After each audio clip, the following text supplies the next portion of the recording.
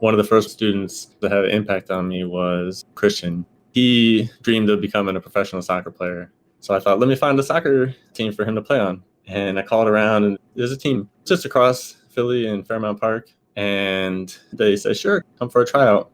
He was like, oh, that's great, but I don't have a way to get there. So I took him to the tryout, and the team loved him. They're playing games all over the city, but there was no one on the team that could pick him up.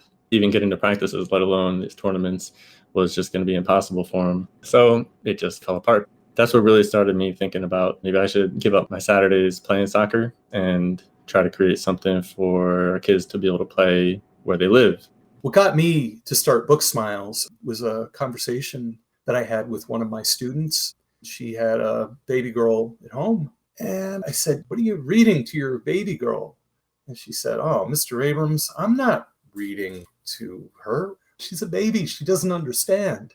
I needed some way to give my student books to take to her baby. Books are expensive, and there's a lot of poverty where I teach. So 5 years ago, I started to obsessively collect gently used children's books to give them away to kids who need them. And my classroom started to overflow with books. Then the clutter started to creep into my garage. I needed a place to distribute these children's books that were beginning to overtake my home.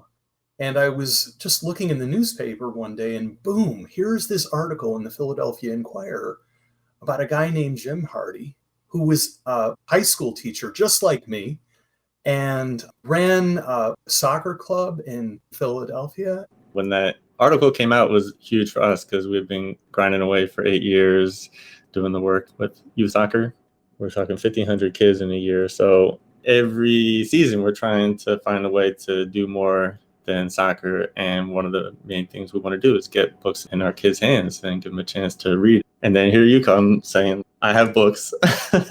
And I saw you had a vast complex, and there were kids all over the place. And I brought my books. I walked away so impressed that another teacher actually started this thing that had real wheels. And it was there I decided that I too could take this to the next level. I could find a means to develop my nonprofit.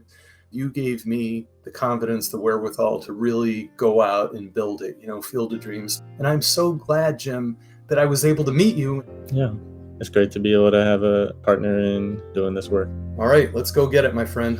All right, Larry, let's go.